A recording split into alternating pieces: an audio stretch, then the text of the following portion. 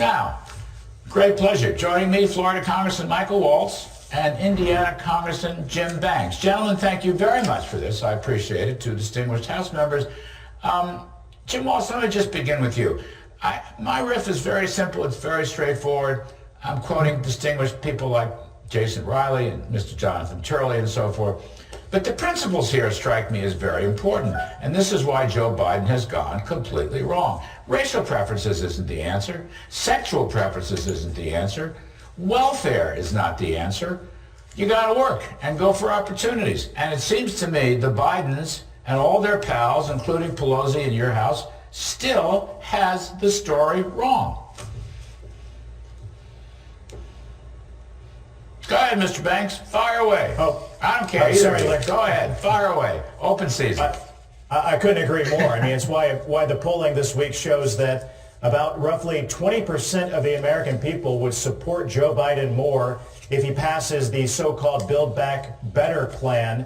But while 80% of the American people would support him more if he actually did something to address inflation, which this president at this point has done nothing to talk about those types of issues that actually affect working Americans, everyday Americans who are begging this president to show leadership to get this country back on track. You're exactly right. It just goes to show the track that we're on under this disastrous presidency. Yeah, and Jim Banks, I mean, welfareism is inherently inflationary. That's a point I think that's sometimes overlooked. If fewer people work, there's no workfare requirements anymore. You live on welfare, you live on entitlements, you live on social spending. You're not productive. You're not creating more goods. So all this public pump priming by the federal government and the Federal Reserve, too much money chasing a few goods, is inherently inflationary, is it not? No question. And it should baffle everybody why this administration continues to put forth bills like the fake China bill that they want to pass out of the House this week that spends hundreds of billions of dollars more on pet projects for Democrats. It has nothing to do with China. The bill mentions coral reefs more than it mentions China, by the way. It doesn't do anything to help us compete with China. It gives money to the UN Climate Fund.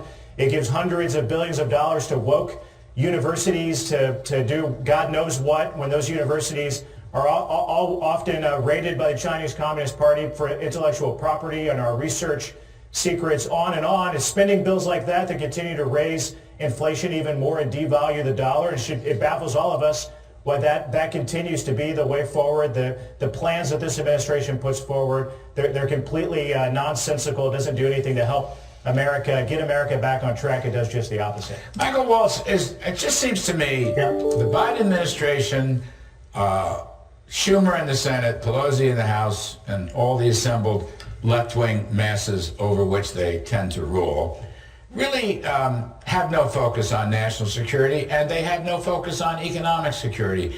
And, you know, when I was a kid working for Reagan 40 years ago, I learned this. Strength at home equals strength abroad, but weakness at home equals weakness abroad. It seems to me we are experiencing weakness at home and weakness abroad. What say you? Well, I think you hit the nail on the head. And if you understand the Chinese theory of victory, it's not a World War III type scenario of planes and ships and tanks duking it out in the Pacific, although they're preparing to do that. Their theory of victory is that America bankrupts itself, that we literally cannot afford to compete anymore, and that we can't afford to keep up with them. And much like the United States did to the Soviet Union in the 1980s, China believes it is doing to us, and this administration is playing right in their hands. And Larry, let me just add on to what Representative Banks was saying about this fake China Competes Act. It's so frustrating. I'm the ranking Republican on Research and Technology Committee. We did what the American people expect us to do in terms of rolling up our sleeves, compromising Republican and Democrat, investments into artificial intelligence, quantum computing, STEM fields. Then it passes through, and it passed by an overwhelmingly bipartisan vote out of committee. It passes through Pelosi's office, and she's now turning it into the Build Back Better backup plan and letting the progressives hang all of their nonsense on there like a Christmas tree that, to your point, is going to continue to bankrupt this country, ruin our economic security, and that is going to undercut our ability to afford to compete on the national security stage. Yeah, I mean, and of course, more spending. Everything gets turned into these big spending bills. I think that's fabulous. But you know what? Just one follow-up before we get back to Mr. Banks. A lot of these big tech companies, we had Peter Schweitzer on, author, who's just done a book. These gigantic tech companies here, Facebook and Google and Apple and others, with respect to things like artificial intelligence, for example, that's a big, forward-looking, advanced technology fight for the future, if you will. Those guys are financing China. They're making these gigantic investments into China. And I'm just wondering whether it isn't time to apply some export controls, some CFIUS controls. You know, the Committee on Foreign Investment, on which I sat, Steve Mnuchin of Treasury ran it in the Trump years. I mean, even if we had a better China bill here, which we don't, I agree with you, it's like they're pouring billions and billions of dollars into China. For what? To help China's military? I don't get that. Yeah.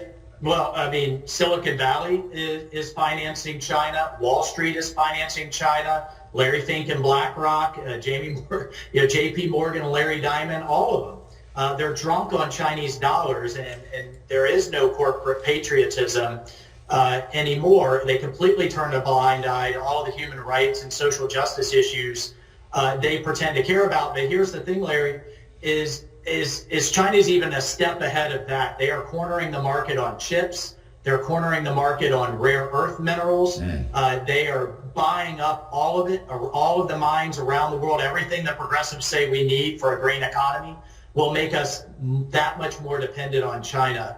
The Trump administration did a lot to pull that back and bring that manufacturing back home. And now we're seeing this administration just move in the exact opposite direction. Yeah, I mean, the Greenies, look, we have plenty of rare earths in this country. The Greenies won't let us mine for the rare earths. Yeah, and the Chinese mining, by the way, is some of the dirtiest, most environmentally offensive types of mining in the world. So you can't have it both ways when you're talking about the environment. And the way the Chinese do it all over the world is incredibly destructive. Jim Banks, just one more, and you two are fabulous to come on like this. The Wall Street Journal editorial, highway funding bait and switch. So Biden goes to Pittsburgh and the bridge collapses. I'm not going to pin that on him because the bill is barely signed. But we're getting a lot of information in that the administering of this infrastructure bill, which you all oppose, but others put it over the finish line. The administering of this thing is anti-highway, anti-road, anti-bridge, and in fact, the one federal decision, NEPA, is which was going to clear away all the debris and get things done inside of a year or two. That's being abrogated also. So they're running with this bill in a way that nobody imagined.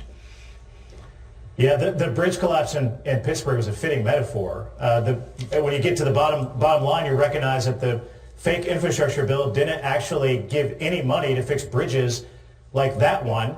It was all about the Green New Deal agenda, high-speed rail, electric vehicles. If you don't drive an electric vehicle, if you don't use high-speed rail, then the Democrats are going to make your life a living hell until you do. I mean, the editorial in the Wall Street Journal makes the case very well. There's no money in this so-called infrastructure bill to expand highways, to do anything at all about congested traffic. That's because more traffic leads American drivers to make other choices that fit the fairy tale narrative of the left. That's what the infrastructure bill was all to begin with. We warned the American people about this, Larry. We told the American people that less than 6% of the spending in the infrastructure bill actually went to infrastructure. And now they're proving the point. Well, Jim, I thought you knew that roads were racist. That was according to our transportation secretary, Buttigieg. I mean, roads are racist. Highways are racist. I don't know if bridges, he didn't mention bridges, but, if you're talking roads and highways, you got to throw bridges in there, too. No question about it. My fellow Hoosier, Pete Buttigieg, once again embarrassed our state by making those statements, but they did incorporate language in the bill that went after racist highways and bridges. Perhaps the bridge in Pittsburgh was a racist bridge, I don't know. But again, it's a fitting metaphor for just how little that bill had to do with infrastructure as we're seeing play out in real time. So as a generic last point, we only got a few seconds left here. Michael Waltz, Save America, Kill the Bill. We still on track with that? Our philosophy, Save America, Kill the Bill?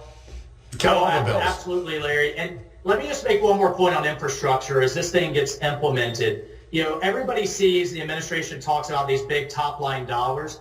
Where the rubber meets the road, so to speak, the sausage is made is how then it's distributed out to states.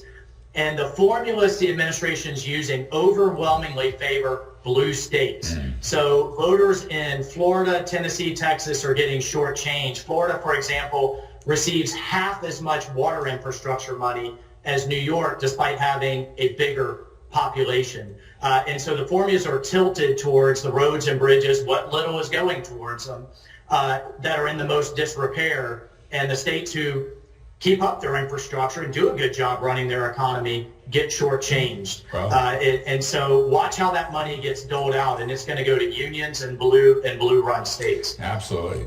We'll leave it there, talking about highway funding, using the metaphor where the rubber meets the road. Couldn't be. Nobody's going to top that. Michael Waltz, thank you ever so much. All right. Jim Banks, thank you ever so much. You guys are fabulous. Appreciate it very much.